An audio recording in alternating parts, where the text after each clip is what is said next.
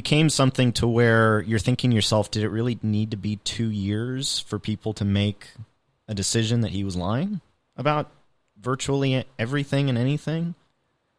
And I came into journalism with the mindset of I don't want to be pondering. I want to have that background so I'm not like, oh, well, why would a Republican or a Democrat do that?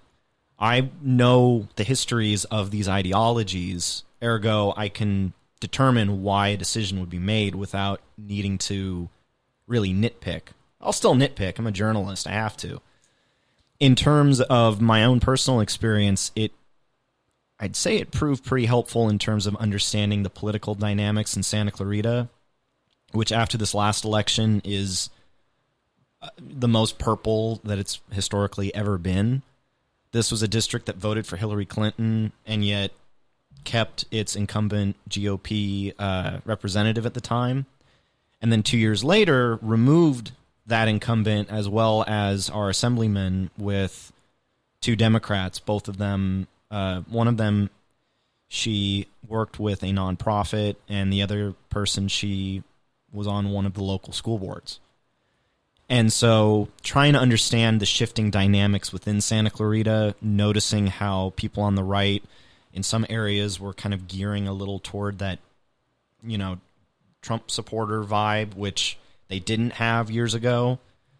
And then seeing a lot more people, not just on the left, but just people in general, get up and vote.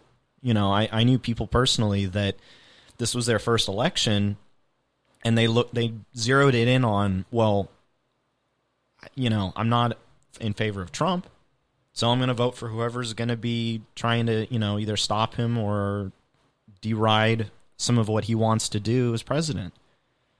And that didn't come out of political, people still think it's about partisanship and people hate each other because of politics. Personality makes a huge deal out of it. I mean, that's also why, Pete and I have talked about Andrew Yang, and I'll get into this later with him, but he, personality makes a big difference. And, people saw this with Trump and thought, oh, I don't like that, or I don't want to back that. And so the fact that I was able to, and another example is a coworker of mine for the next 3 days who he's got basically the same background that I do, not to mention even further. He was on his Model United Nations team. He actually was our political reporter at one point in time. And his depth of knowledge is, on politics is almost on par with mine. Certainly him and I read from different people, and we've learned from different people, but at the same time, he knows the context. I know the context. That makes it super helpful in terms of determining why people make the decisions they do at the ballot box, or even why politicians say what they say. And instead, sometimes you can have journalists like people that I've known professionally who they just don't get it, or they don't know, or what's a Democrat, what's a Republican, and you're kind of scratching your head like, wait a minute, you're the political reporter and you're asking what's a Republican, what's a Democrat? Now, to that point, could you talk about the politics of politics? How about the politics of journalism? Because I feel like anyone who was a journalist can probably date back their writings to when they were in elementary school. Mm-hmm. For me, I was writing all the time. I was in writing contests. I was winning them. And then we did newsletters when I was in middle school. I wish I would have kept some of them because they were gold. But you were in the high school newspaper. Yeah. Came right in the CSUN. Got the whole CSUN experience. Yes. The department experience, all that. And then even your time now, working professionally.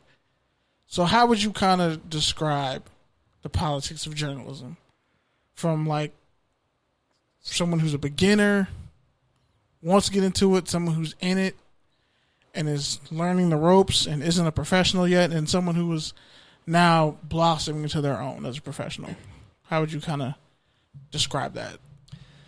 Well, I think if I were to go back in time, based on what you said, if I were to go back in time and tell myself, Ryan, this is what you should know about the journalism industry. And it would not ruin the timeline because Avengers Endgame already proved that you can go back in time and not ruin the timeline. That's what I've heard. Yeah.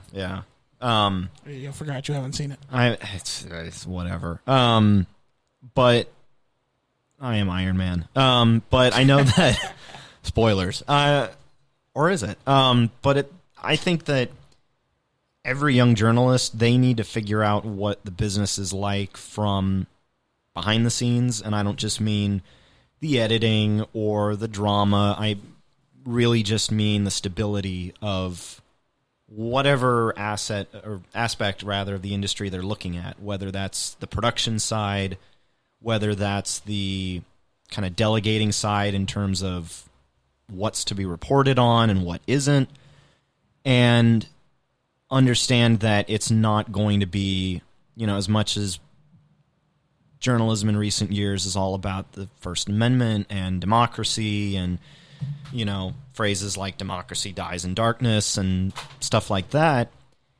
there's still a business element to it, and there's still a lot more to it than just simply this idea of, well, we're here to tell the truth. It's still the truth? Exactly, yeah. You have personalities behind the scenes. I mean, I watched Good Night and Good Luck not too long ago. Great movie, also with Robert Downey Jr., by the way. And that's something that, I saw it when I was in high school. It was also for a history class. Had someone shown that to me within the context of journalism, I think it would have stuck a lot more than it did. At the same time, years later, they made us watch Network in a journalism class, and that's a classic. Have you seen Network? I think I might have. It's from the 70s. It's where you have the guy who he basically has a mental breakdown on TV. He's a newscaster, and he says, I want you to go to your windows and say, I'm as mad as hell, and I'm not going to take this anymore. And people actually do it. I'm pretty sure I've seen it. Okay. It's on Netflix, by the way. If I haven't, I probably lived it. So, yeah. Oh, you watch this movie now, and the parallels with cable news today is... Is it Orson Wellesian comparisons? Kind of like when you look at Orson Welles' work, some of it, and you're like, oh, crap. Yeah. That's still relevant, and it's kind of creepy. Yeah. Because he had no way of knowing this. Yeah. Oh, no, I mean, well, this was the 70s. Like, C-SPAN, I think, was just barely getting started. And that was the closest we ever got to anything remotely near cable news. But anyway, yeah, I think people who are fascinated with getting into journalism, they need to understand what's going on behind the scenes to sort of get a better idea and not be idealistic. Because, I can imagine you were this way. I know I was kind of this way. Starting out in journalism, we all have this idea of the kind of person we want to be. And the fact of the matter is that you've got to build yourself up to that. Sometimes you can blow them out of the gate and be like, oh, whoa, you're terrific. Do you want to be assistant opinion editor? Like what happened with me, where I wrote one story and the staff was really pleased. And so they were like, you're on board, keep contributing. And then you're hired at the end of the year, or the end of the school year. But remember, that too was only based off of student journalists. Yeah. And these are people who, as far as I can tell, thinking back, there's at least one of them that I can think of off the top of my head who's in journalism now, or at least on the reporting side. I know there's at least one person in that team who's on the photography side. I'm talking about in terms of the reporting, it's our buddy Andrew. Yeah. But then going to... Because I remember when we were like counseling and talking to high school kids when we would have little events. Yeah. But I think you have even more perspective now from that point. Because like you were saying, like, okay, you need to know the business. And then you even talk about, you became an editor. But describe that grind. Like, once you're working to become who you want to be. Mm-hmm. But then you're also dealing with things as they are. Well, and that's where what I said about personality can sometimes come into play, because I think, you also get people who they've built up their careers, but they also have a personality to them And now they're at that point where they're in a position of power where they might be able to manage and even micromanage people in a way that may not be suitable for every reporter and his or her individual coverage. And I think that that's another thing that all young journalists need to remember. And this is something that I know we talked about a lot years ago. When I started out at CSUN, a lot of the other freshman journalists really wanted to be like television personalities. Broadcast people. Yeah, I had one person who, she was super smart, very funny, very nice, but she was like, I want to be the next Wendy Williams. And I'm like, in journalism? It was very jarring because, if you want to be a talk show host, that doesn't necessarily mean journalism. I mean, let's face it, in the last 20 years, there was a whole segment of our population where their journalism, their reporting, their news, they were getting from Jon Stewart or Stephen Colbert, which, don't get me wrong, I kind of was too. I thought they were hilarious, but I wasn't just solely using them as a source of my understanding of what was happening in the world. And you had a lot of people who got into this business and basically thought, oh, I can do that. That's easy. And it's not. That's just the thing. These were guys who were comedians, by the way. I don't think Jon Stewart ever knew he was basically going to have to one day fight for the men and women on 9/11 to basically help them get the health care they deserve. And it's sad because the person he was defending and fighting up there with, he died a couple days later. Yeah. But I think